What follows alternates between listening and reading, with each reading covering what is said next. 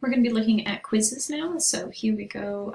We are already logged in and we have turned editing on, so at this point I'm going to just show you quickly that you would go up to the gear and click on turn editing on, and that will give you all of these options. I already have some quizzes in this particular course, so I'm going to just go into one and just do the edit settings on that one.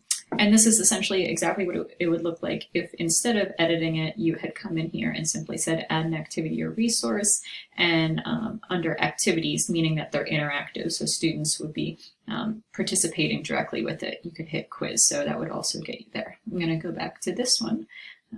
So I'm going to do edit settings. I can title it, so it does always need a title. Here is the description, so that is the area where you would give guiding information, so the students would be able to understand what any additional information that would be needed for the test. And you can also attach different documents to it as well, so if there was something else that needed additional information, or maybe there was additional guiding information, you can do that as well. So here we have that. Under timing, so timing is obviously very important on a quiz. So a couple things. There's an open and closed quiz date. That is how long it is actually open, not the time that the students have to actually take it, as in when they're actively engaged interacting with it, but just the window that the quiz is open. So if you are teaching a course and you have some remote students, depending on time zone, it'll be very hard for you to say everyone has to take it between 8 and 10 a.m. when some folks might live in California, and that is, you know, a couple hours prior. So you can hit enable, and I often recommend, 12 to 24 hour window to ensure if you have any students that are abroad and might be even a larger time frame. That will just open it exactly at 10:49 a.m. and then I could say, it'll close the next day at 10:49.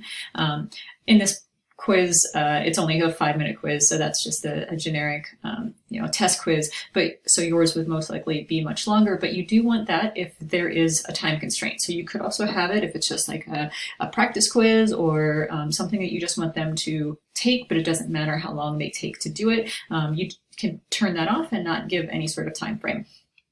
And again, just a reminder on all of these, if you're unsure of what exactly it is asking for, there's question marks, which will give you some additional information. More help takes you out to a quiz page within the Moodle site itself, so that'll give you much more thorough information. So that will always give you additional guiding information, and we're here for you as well. This is also important to understand that if you have a time constraint on it, what is it actually doing? It will be choosing what happens if they don't hit submit. So in this case, I usually recommend open attempts are submitted automatically. So it's a 5-minute quiz, and if they're just racing through and they don't get to the end and they don't hit the button, all those things all the questions that they answered would still be submitted. The other option is there's a grace period when open attempts can be submitted, but no more questions answered.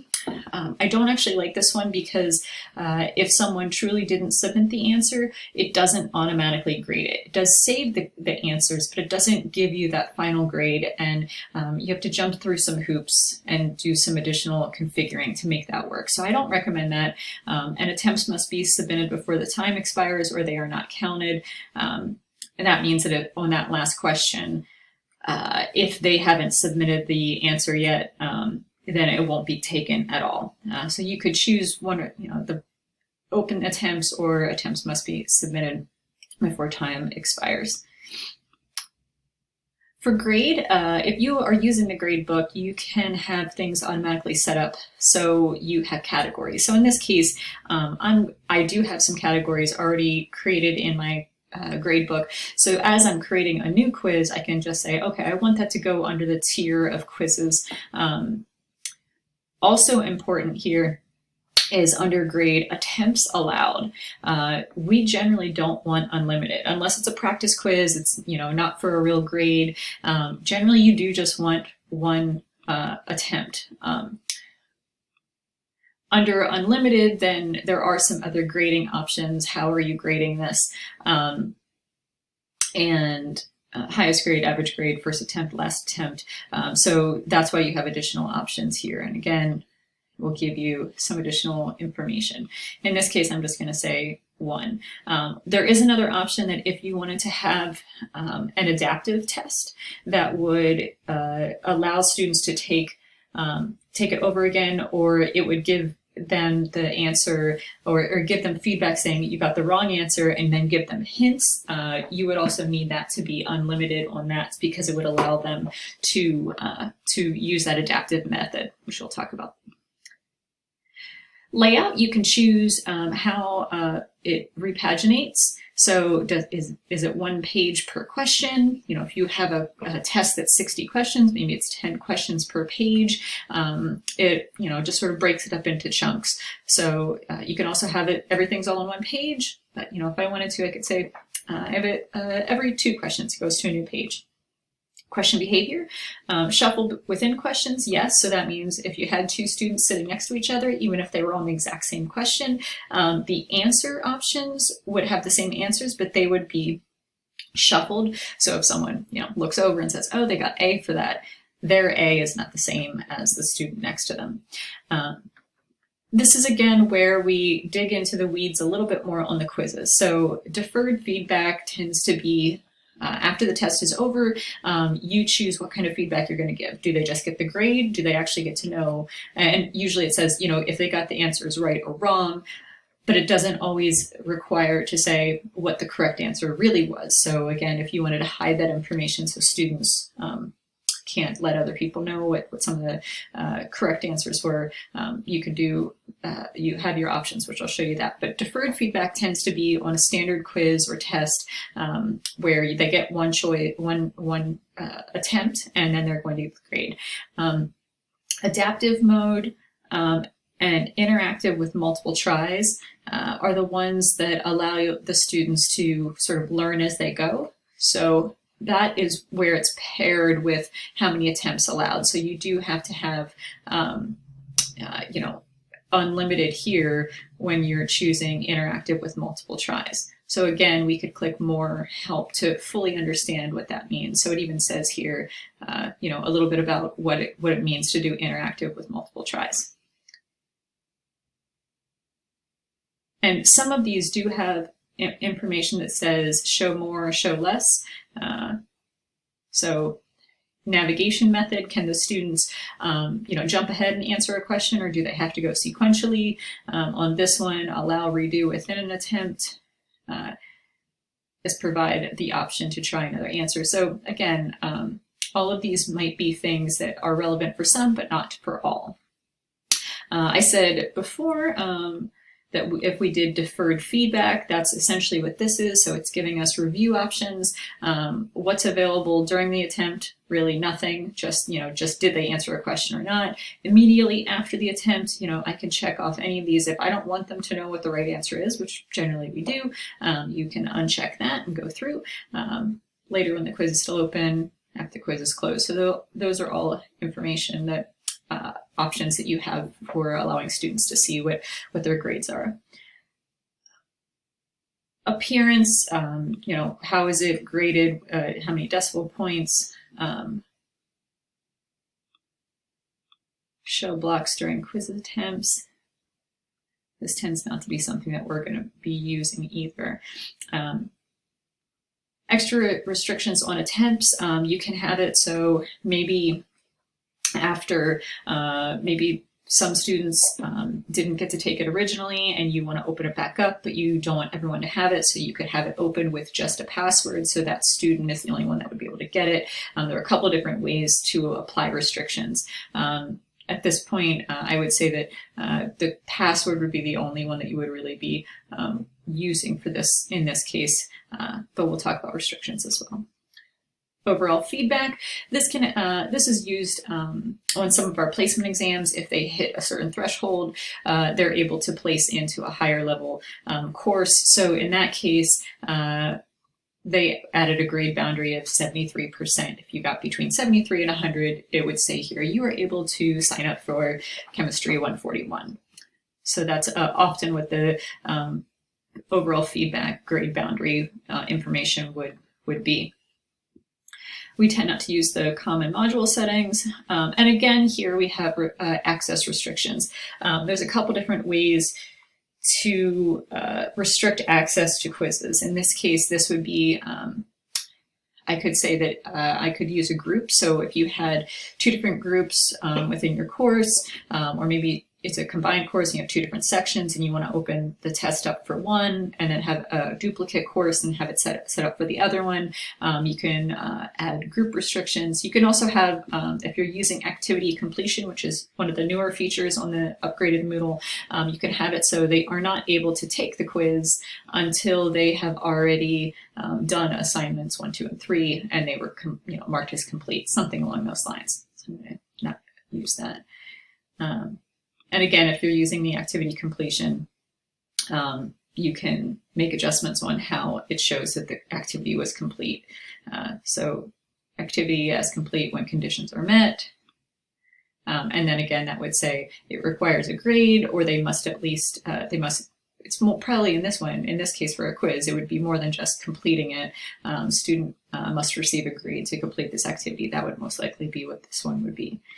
And so by adding in all of these, that's how you're setting up just the quiz itself. We don't have questions yet, or if this was a brand new install, we wouldn't have questions in there yet, but this is the overarching settings and guiding information for the quiz itself. So at this point, I'm just going to go in and say, save and display. Or actually, I'm going to say, okay, since we don't need that one right now. Okay, so here we are. It says we have a quiz. I am in as a professor, so I can preview the quiz now. And it'll say I have 5 minutes. I'm going to start attempt. And remember that I did add that it's 2 questions and then it repaginates. So at this point, I get 2 questions. And then I'm able to make my selections. And you can see over here that it shows the outline of questions 1 and 2. It shows me my time is ticking away. This shows that I have already completed these 2. I'm working on these 2, and these 4 are still empty. So I'm just going to randomly choose some things here. Go through again.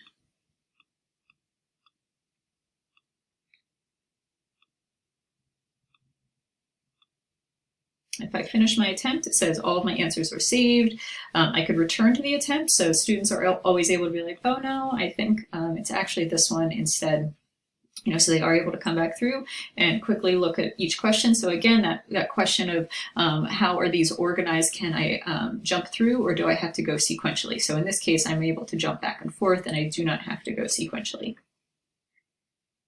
Again, I can go next, next, next, until I get to my finish. And now if I am completely finished, I can submit all and finish. Again, because I set it up that we could have it so that it could time out and it would submit everything that I've already completed. So because I did have it previously set up that it would just accept everything, if I just let this time run out, it would take everything. So I can hit submit all and finish. And this is, again, what information we have said is going to be available. We didn't give any additional information as to why this question is correct or why it's not. And you can see that I didn't do a great job on this. I only got 2.33 out of 8, so I got a 29%. Over here on my quiz navigation, I can see that 2 I got correct, 5 I got wrong, and looks like 1 was additional grading or partial grading because there were additional options in here. So this is what the students will get when they are completed. If we go back to this test, what we can do here, so I did show you what it looks like, but I'd already built in questions. So I have edit settings, which is where we were before when we were setting up all of our information. I do have user overrides and group overrides. So user overrides allows me to choose a person and open the quiz back up for just one person. So this is often easier if you have some restrictions and you wanted additional people to have access. So going to leave that. It's fine.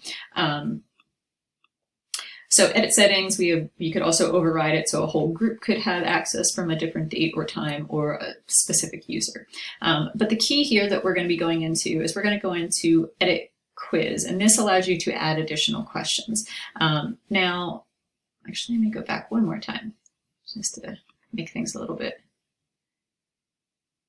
Oops. So when you're on the front of your page, this is something that moved from the previous course, the previous Moodle install. So when we are on the gear up here, there is that more option. And one of the things that used to be on the front, on the left-hand side here, was your question bank. So right now I'm going to be showing you, we're going to go back into the quiz, and I can pull questions that I've already built in my question bank, or I could build questions directly into the quiz itself. So if I go into questions, you can see I have a couple different ones listed here, and they're even done by category. So I could have a series of different questions under different categories. So you can see that this one in particular had a number of different questions in here. So I could create a new question here and choose it, and then it's just built into the question bank. But if I'm in the quiz itself, so go into test one, and then I'll just say I'm going to go edit the quiz. Again, I can see what questions I have in here. I can so one key here that you can see is you cannot add or remove questions because this quiz has been attempted. So in this case, we can't move things, we can't change things because we are already kind of a work in progress. So I could go back into the main page here. I could add an activity. I could say I'm going to do a new quiz, just like what we did before. Test 2. I would normally set up all of my behaviors, but I'm not going to worry about that this very second. Now, in this case, we have an empty shell. We don't have any quizzes or any questions in our quiz, so we do need to edit the quiz itself. Again, it's the same thing as just going here, edit quiz, edit quiz. And here we just have add. So we have add a new question. I can add, I just want to make up one on the fly. That's fine. I could add from a question bank. And again, I already had some of those chosen. So I could say, oh, I want this one and I want this one. I'm going to add those in. So if you've added some for a quick quiz that's earlier in the semester and now you want it on the midterm or the final, the time that you put in earlier is easily reused. And on this quiz, I have it so it repaginates every question. That's what this little identifier is. I can add a new question, multiple choice. And so you can see that each one has a different framework. So we're not going to go through each individual question.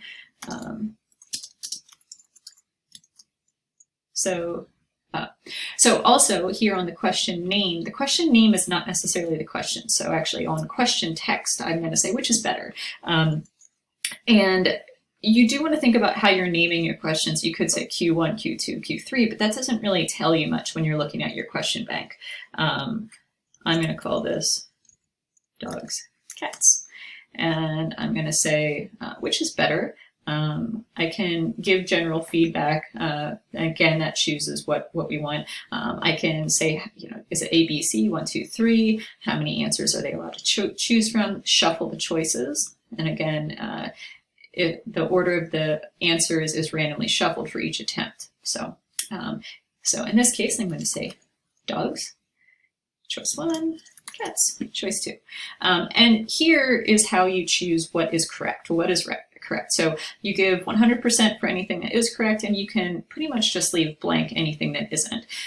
So in this case, I'm going to say that dogs are better. I know I'm starting to fight, but just kidding. Cats are great too. So you can also, give partial credit or something. Feedback here that could be what they get afterwards. Why is this correct? Why is this not? And if we had chosen the interactive with multiple tries, there's an option for a hint as well. So that would be something where you could say, well, no, actually, this is why you should think about a different option. I can add additional choices in.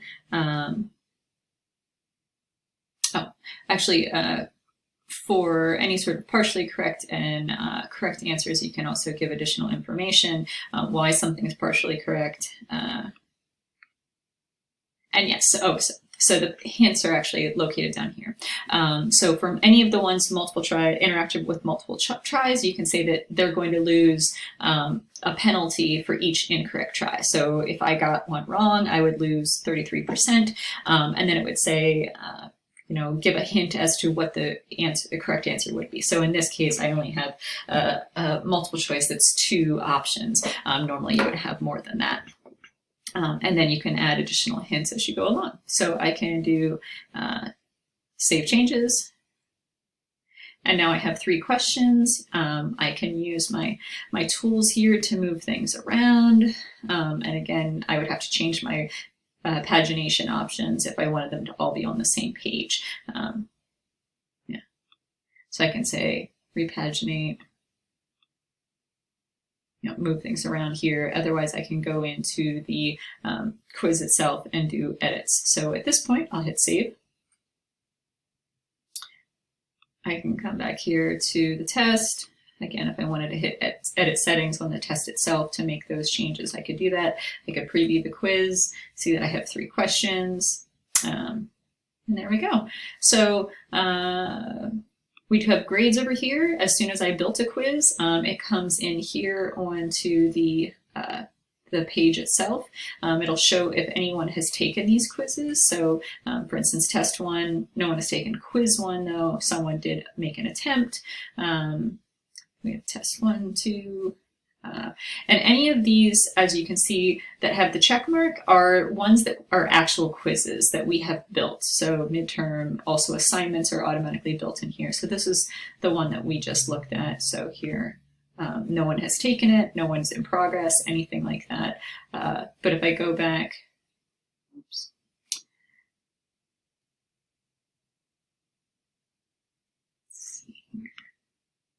So if I go into this interactive one, I can see one person had taken it, gotten that grade. I can see the span over how everyone's looking on multiple students that maybe had taken it. In this case, it was just one and it was just a test run. So quizzes are quite in-depth.